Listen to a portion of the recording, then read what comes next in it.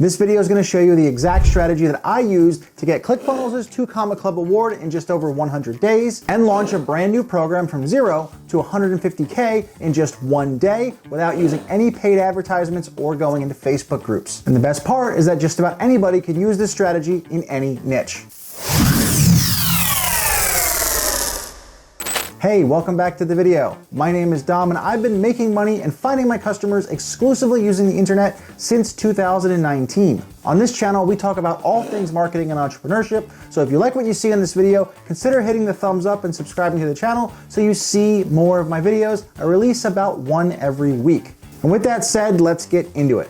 Now there's 2 big reasons as to why you would use this particular strategy. Number 1 is that you have limited reach as a new content creator or a new channel, or you're trying to enter in a new market that you've never been into before.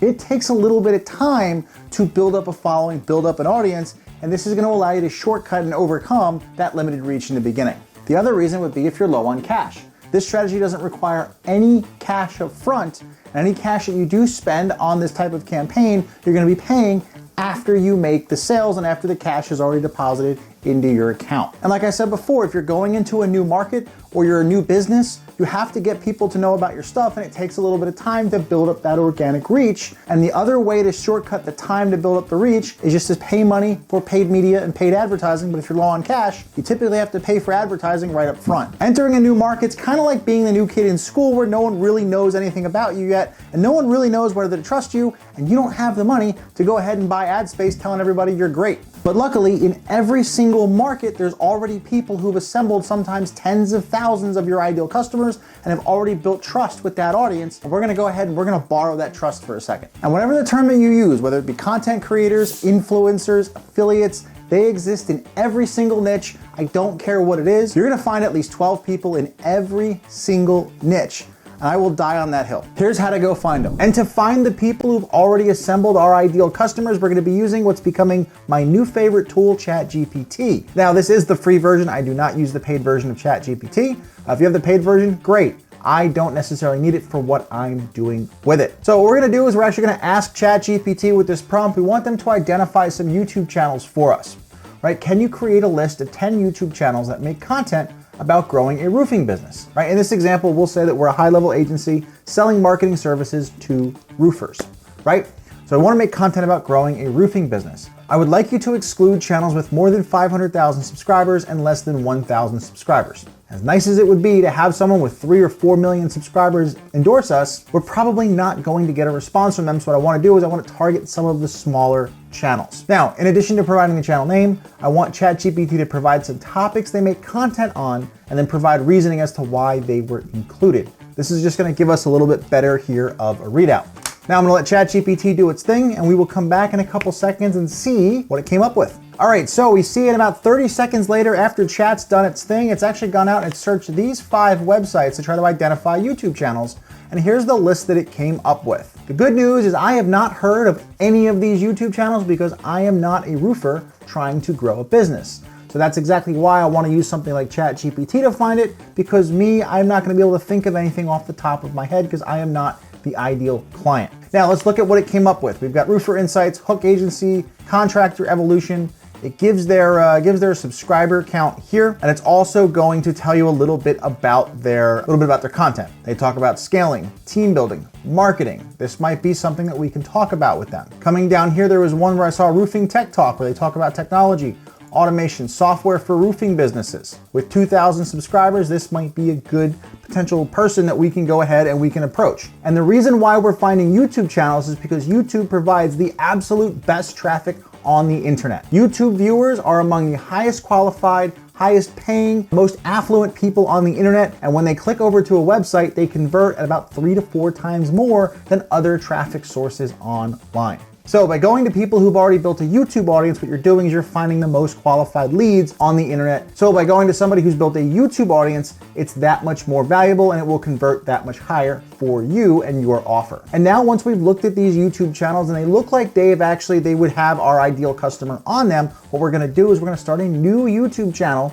and we're gonna go and subscribe to all of these channels. And the reason why we're doing that is number one, it's going to give us kind of a fresh spot to keep this list. We'll be able to see all of their content in all one place. And most importantly, it's gonna give us a fresh canvas and tune up the YouTube algorithm to show us even more of these channels. And now in order to do that, we're gonna hop open here, go to a new tab and go to youtube.com/channel_switcher. It's gonna bring up a screen just like this. And what we're gonna do, we're gonna create a brand new channel.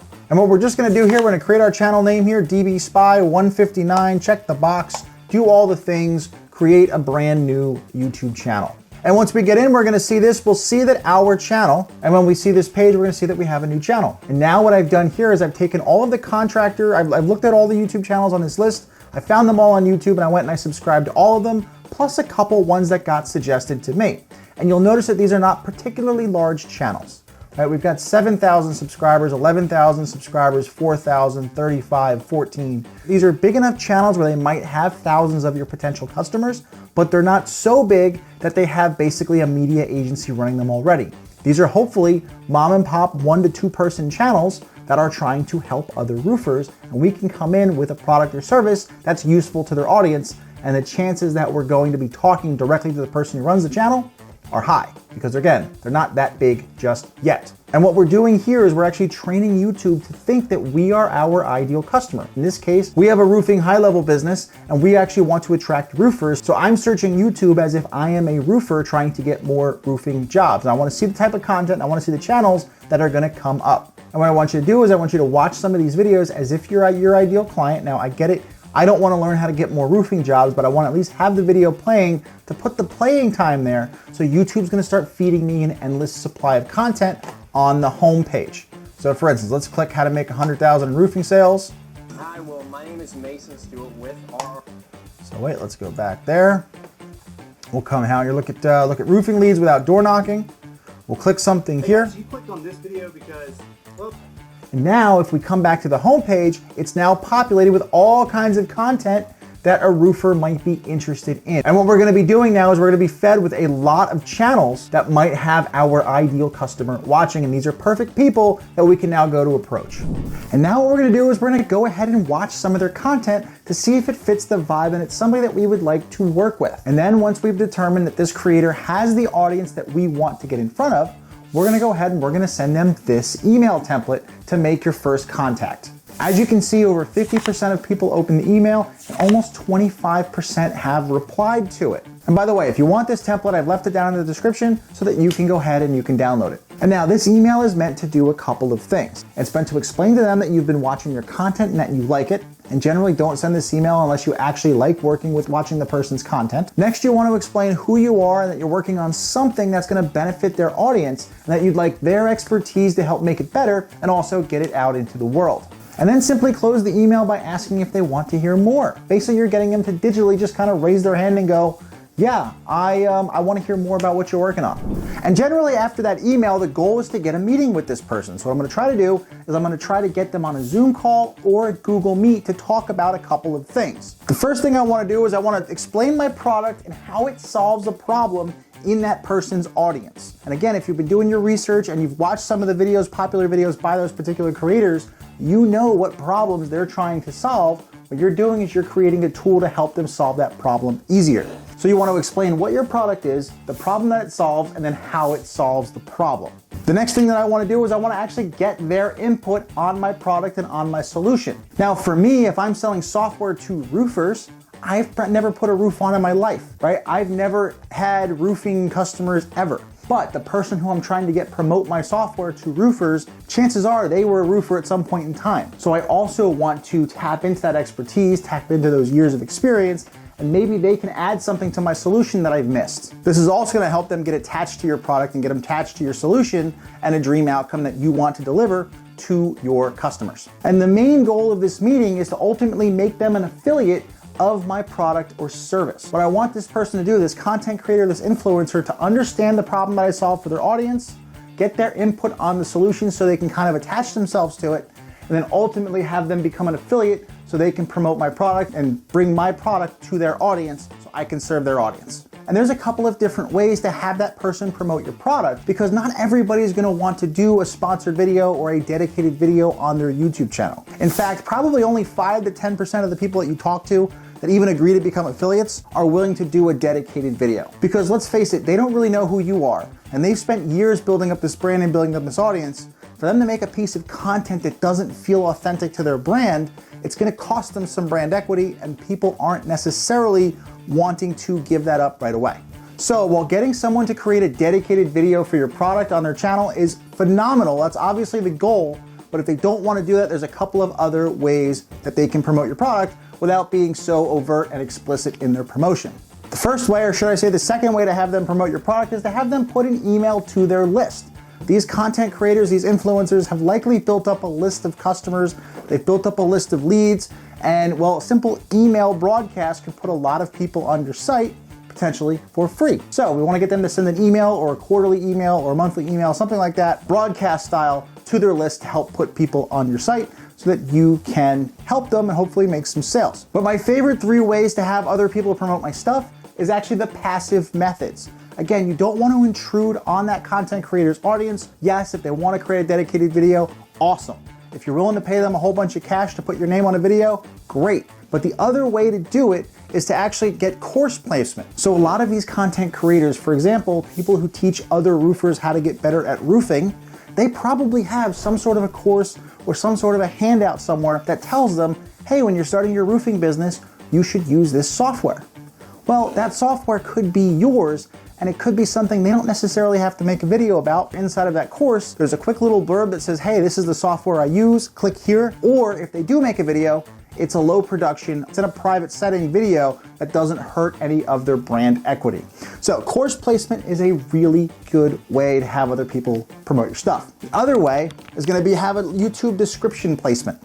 At the end of every YouTube video, in every video, you'll notice even on this one, there's a lot of links that I don't necessarily mention in the description. You'll probably see it on a lot of like car YouTubers, they just have their camera set up there, but they never talk about their camera. You're almost gonna wanna do the same thing. If you can even get just a line, hey, this is my favorite software for a roofing business, with a link to your website, but the creator doesn't have to actually mention anything on camera. And then finally, if they have an automated email process that goes out, you could actually get placement in one of those emails, or just add an email at the end of their sequence, and there's not a whole lot that that person, that customer, that influencer has to do. Bonus points, if you write the email for them, all they have to do is copy and paste it into a segment and they're done. You want to minimize the intrusiveness of your ask, because creators are not just going to suddenly become a billboard for you because you cold emailed them, they don't know you, you're the one with the ask. And not to mention, a lot of the really big influencers and a lot of the really big creators already have somebody that they're promoting anyway.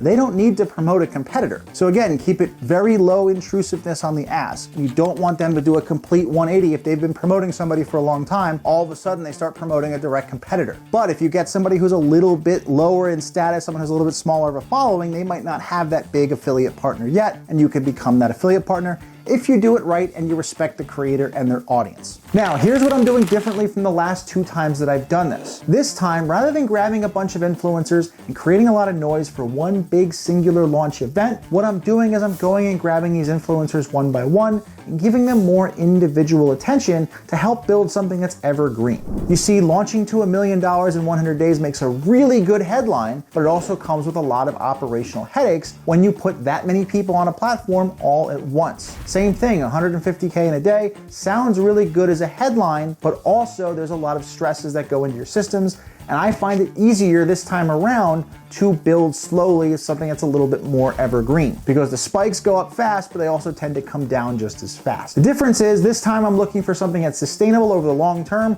rather than a really big launch. Hey, if you enjoyed this video, consider liking and subscribing to the channel, and if you want to see more of my stuff, hit one of these 2 videos up here in the corner. They're going to show you more ways on how to get high-level customers. I'll see you in one of these videos.